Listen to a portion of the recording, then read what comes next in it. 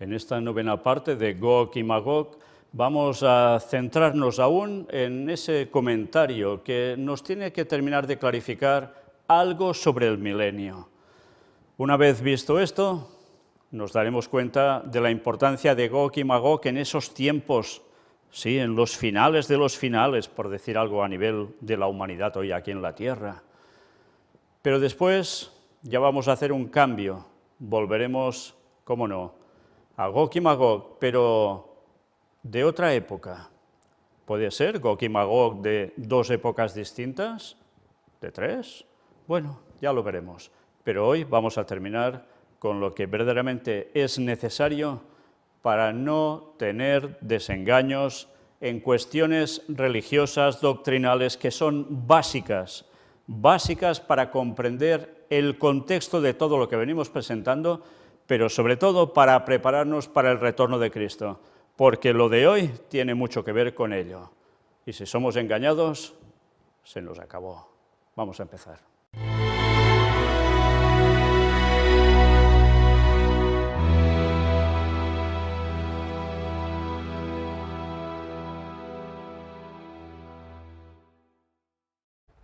Continuamos entonces con la lectura de este comentario bíblico adventista del séptimo día, el tomo 7, donde después de lo que ya leímos nos viene a hacer referencia sobre notas adicionales del capítulo 20. Es súper interesante el tener que leer esto, porque soy consciente que muchas personas que siguen estas conferencias tienen creencias que no son correctas. Sí, dirán algunos, ¿y las tuyas sí? Pues sí, las mías sí, y lo demuestro siempre. Gracias a Dios, Biblia en mano.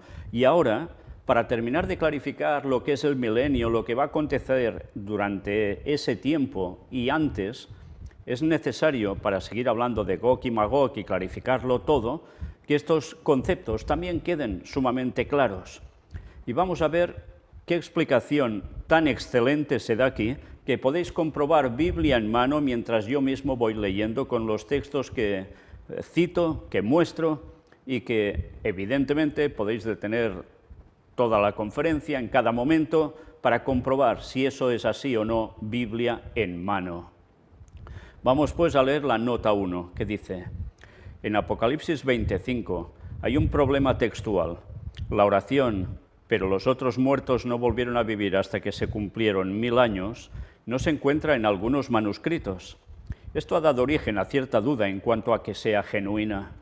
Presentamos un examen de la evidencia textual referente a este problema. Hay 6 manuscritos unciales principales que contienen el libro de Apocalipsis.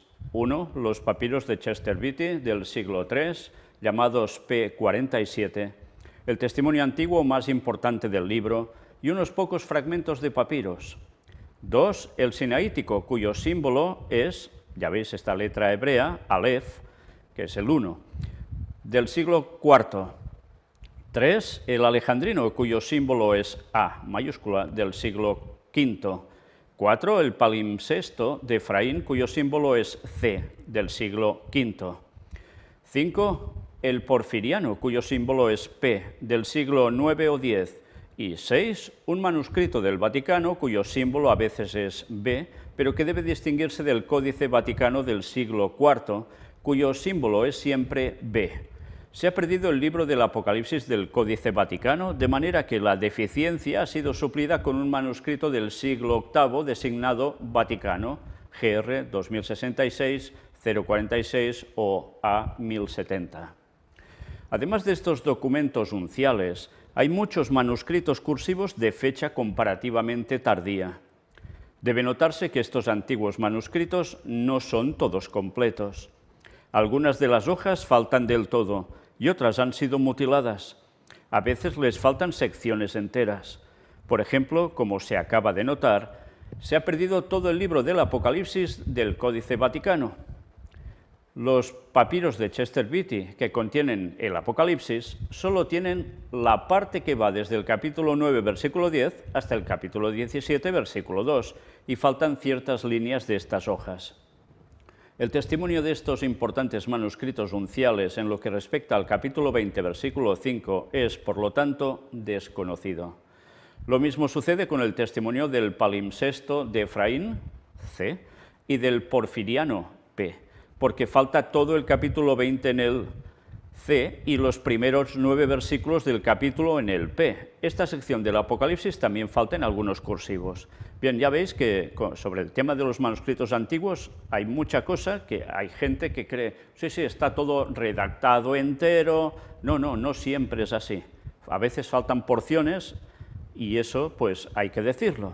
Pero gracias a Dios hay otros manuscritos, que pueden ser prácticamente tan antiguos como ese, que resulta que esas palabras que no están en el otro allí aparecen y así se puede complementar todo el texto. La versión Peshitta de principios del siglo V nunca incluyó los libros de Segunda de Pedro, Segunda de Juan, Tercera de Juan, Judas y el Apocalipsis, porque la Iglesia siríaca no reconocía su canonicidad. Ya veis qué problemas había también en esos tiempos, ¿eh? No en todos los lugares querían reconocer los textos bíblicos que ahora tenemos como inspirados por Dios, porque entre ellos había también sus discrepancias. El texto del Apocalipsis que aparece a partir de 1627 en las ediciones modernas impresas de la versión Peshitta fue tomado de una traducción siríaca posterior conocida como la Arcleana. Por lo tanto, la autenticidad de la oración que estamos considerando debe justipreciarse con los testimonios restantes, que son comparativamente pocos en número. En verdad, los testimonios antiguos del libro de Apocalipsis son mucho más escasos que los de los Evangelios, los Hechos o las epístolas paulinas. Qué interesante, ¿eh? De unos hay más manuscritos que de otros. En los manuscritos que contienen esta sección del Apocalipsis, la cláusula «pero los otros muertos no volvieron a vivir hasta que se cumplieron 1000 años», se omite en el sinaítico, alfa, en unos pocos cursivos y en las versiones siríacas. Se encuentra en el alejandrino A y en el 046 y en gran número de cursivos. Bueno, cuando digo alfa es alef, pero que es el mismo significado que alfa en griego, etc. El proceso por el cual se determina la autenticidad de un texto o de una variante es demasiado complejo para ser tratado aquí, pero con la evidencia disponible, los eruditos aceptan generalmente como auténtica la oración que estamos examinando. Por esta razón aparece en la mayoría de las traducciones. El hecho de que algunos traductores coloquen el pasaje entre paréntesis no significa necesariamente que dudan de la autenticidad del texto. Pueden simplemente considerarlo como un paréntesis. Los redactores del Nuevo Testamento griego, Nestlé Aland, edición 26, considerando como el más minucioso y erudito del Nuevo Testamento de estudio, han incluido esta frase como parte del texto. Por otra parte, los redactores del Nuevo Testamento griego de las Sociedades Bíblicas Unidas, tercera edición, texto en el cual se basan las traducciones de las sociedades bíblicas, incluyen esa frase sin discutir la posibilidad de que no sea parte del texto. De esta forma lo dan como texto establecido, es decir, no consideran digno de mencionar el hecho de que la frase falta en unos pocos manuscritos. Se ha destacado que todo el pasaje tiene un sentido coherente si se omite la oración que consideramos, especialmente si la última parte del versículo 4 se traduce «vinieron a la vida y reinaron con Cristo 1000 años», traducción que permite la sintaxis del griego. Sin embargo, esto no es suficiente de por sí para decidir si es genuino un determinado pasaje. No puede negársele a un autor el derecho de introducir una idea parentética en un pensamiento que de otra manera no tendría brechas. No hay problema entre la oración mencionada y su contexto, porque lo que ella dice está claramente implícito en el contexto, especialmente cuando se estudian otros pasajes de la Escritura relacionados con ella. La Biblia habla de dos resurrecciones principales, la de los justos y la de los injustos. Juan 5, 28 y 29 y Hechos 24, 15. Fijaos que dice dos resurrecciones principales. ¿Por qué? Porque hay otra resurrección que normalmente es pasada por alto por muchos, pero que también está en el texto. Bueno, de eso ya hablaremos en otro momento. Se enseña con toda claridad que la resurrección de los justos será simultánea con la segunda venida de Cristo. Primera de Tesalonicenses 4, del 13 al 17. Sí, Hay la resurrección justo en el momento de la segunda venida de Cristo, no antes. En Apocalipsis 24 se declara de algunos que vivieron y reinaron con Cristo 1000 años. Esta oración debería traducirse, como ya lo dijimos, vinieron a la vida, revivieron, dice la Biblia de Jerusalén, y reinaron con Cristo 1000 años. O sea, es volver a la vida. Por tanto, han resucitado. Si se traduce de esta manera la oración, esta es la primera resurrección, versículo 5, se relaciona en forma lógica con el versículo 4. Cuando el autor llama a esta la primera resurrección, tácitamente indica que habrá una segunda. Como todos los impíos morirán en ocasión de la segunda venida de Cristo, capítulo 19, 21, y como se los describe cuando atacan la ciudad al fin de los 1000 años, capítulo 20, versículos 8 y 9, se deduce que deben haber resucitado. Por lo tanto, está claramente implícita en el contexto la segunda resurrección al final de los 1000 años, o sea, la de los impíos, los no salvos, resucitan 1000 años después, no al unísono con los salvos. No, pasan 1000 años entre una y otra resurrección. Y mirad también lo interesante de la nota 2. El período de los 1000 años, comúnmente llamado milenio, solo se menciona en la Biblia en Apocalipsis 20. El milenio o milenario no es un término de las Escrituras, pero la expresión 1000 años aparece 6 veces en los versículos del 1 al 7. Los comentadores difieren mucho en su manera de entender el milenario. Esta nota adicional tiene el propósito de exponer las razones bíblicas de la posición que sostienen los adventistas del séptimo día y mostrar por qué consideran insostenibles otras posiciones que se han propuesto. Y vamos a ver el por qué. Sí, cuidado con las falsas creencias, porque una vez más todo hay que demostrarlo, y aquí se demuestra. La segunda venida de Cristo precede al milenio. Es evidente que el segundo advenimiento precederá al milenio porque la narración de los capítulos 19 y 20 del Apocalipsis es continuada, o sea, seguido. Se describe simbólicamente la segunda venida en el capítulo 19, versículos del 11 al 21, y la narración sigue sin interrupción en el capítulo 20, que trata el periodo de los 1000 años. La continuidad de la narración se demuestra claramente por la relación recíproca de los sucesos.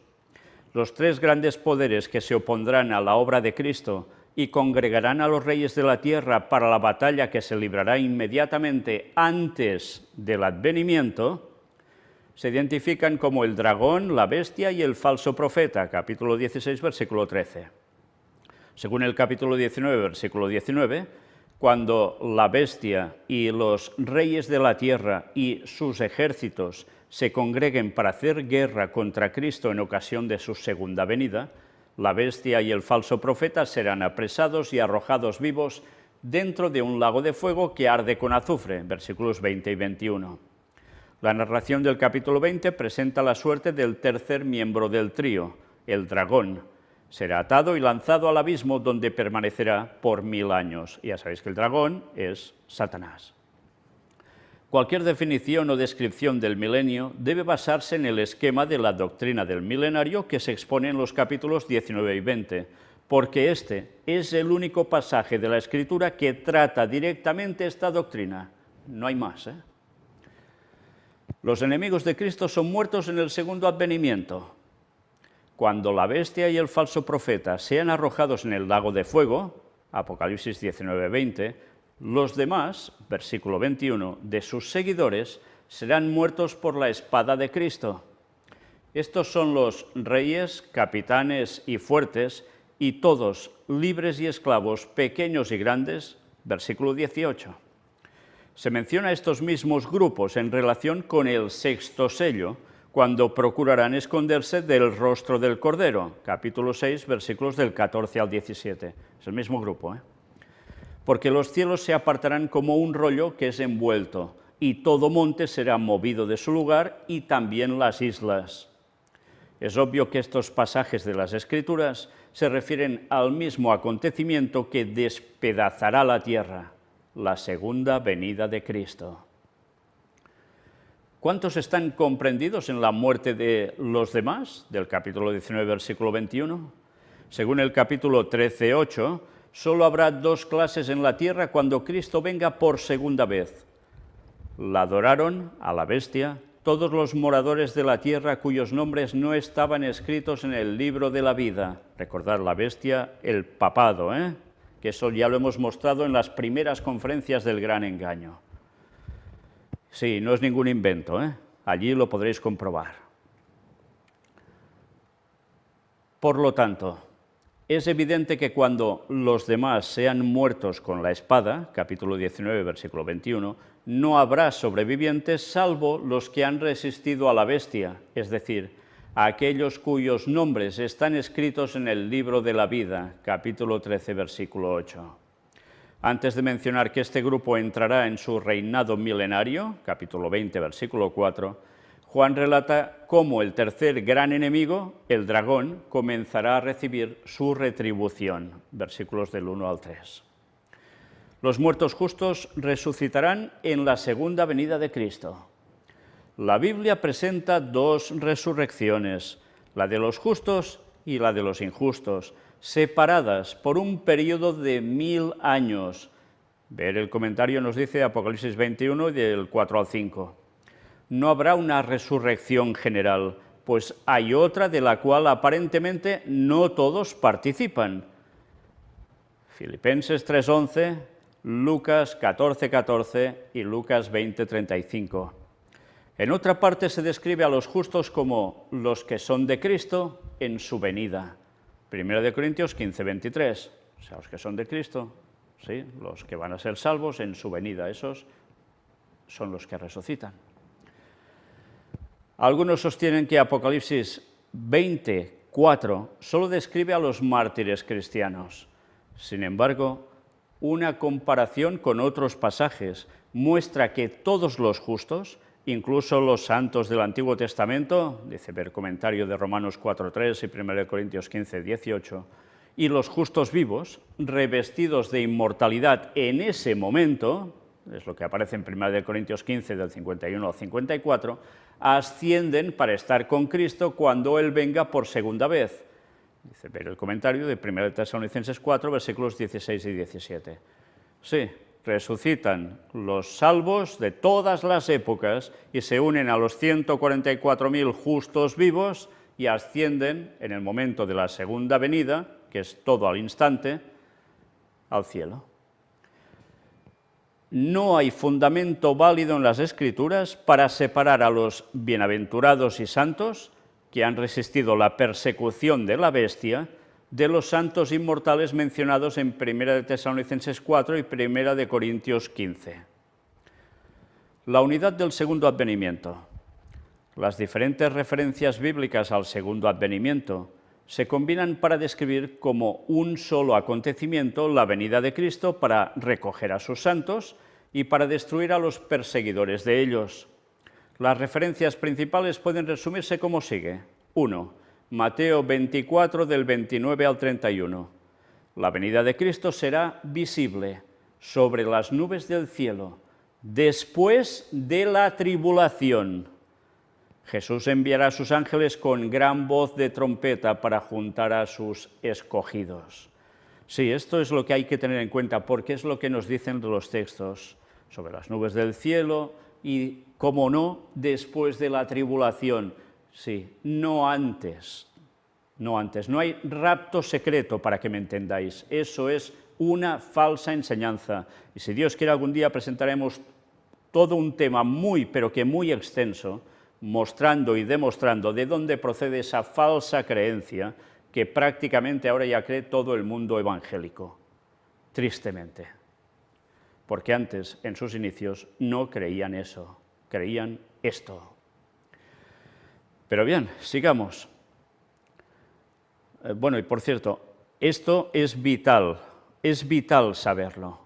Algunos dirán, bueno, ¿y qué más da? Cuando venga todo esto y suceda, ya lo veremos. No, es que es vital conocerlo ahora para no ser engañados por el diablo con esas falsas doctrinas, porque el diablo está preparando algo, y es lo que tratamos en Puertas Dimensionales, que hará caer al mundo de cuatro patas, y eso incluye a los del falso profeta, que es el protestantismo apóstata que se ha apartado de la verdad. Por eso debemos conocer la verdad, para no ser engañados, porque eso no es cuestión de esperarlo en el tiempo a ver qué será. Hay que conocerlo ahora porque está claramente revelado para no caer en el engaño satánico que prepara, que va a hacer perder prácticamente a todos. Sigamos, el punto número 2, 1 Corintios 15, 23 y versículos del 51 al 53. Los que son de Cristo en su venida, tanto los muertos resucitados como los vivos, recibirán la inmortalidad cuando se tocará la trompeta. Recordad los textos, ¿eh? Punto 3, 1 de Tesalonicenses 4, del 15 al 17. El Señor descenderá con trompeta de Dios para resucitar y arrebatar a los muertos en Cristo, junto con los que viven y los que quedan hasta el día de su venida. Sí, junto con ellos. Ese es el momento del arrebatamiento. No se van los vivos antes que van a ser salvos y que desaparecen de la tierra como por arte de magia. No, eso no va a ser así. Si algo de eso se produce, sabed que eso no proviene de Dios y ya sabéis que va asociado a fenómenos ovni, abducciones y demás. Tenedlo claro, por favor. Sigue diciendo, serán arrebatados en las nubes para recibir al Señor en el aire, para estar siempre con el Señor. Por tanto, para recibir al Señor en el aire. ¿Qué quiere decir eso? Que el Señor no pondrá su pie en tierra en su segunda venida, sino que nosotros vamos a ser arrebatados, ascendidos, hasta llevarnos donde estará Él, con lo que habrá venido, donde esté subido. ¿Entendéis? Lo que se habla como las nubes. También hemos tratado de eso en Puertas Dimensionales.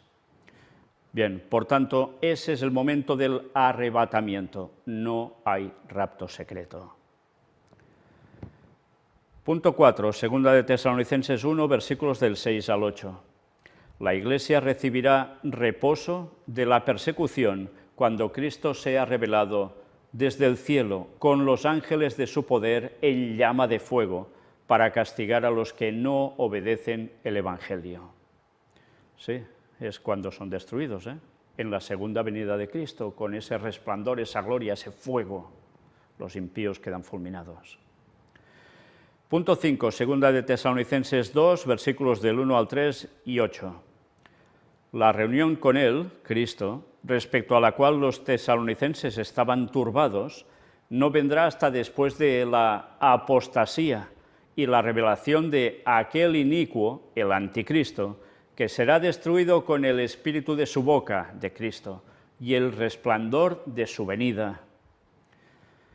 Sí, ya hablamos también sobre estos textos en los temas la paz de Dios, recordadlo.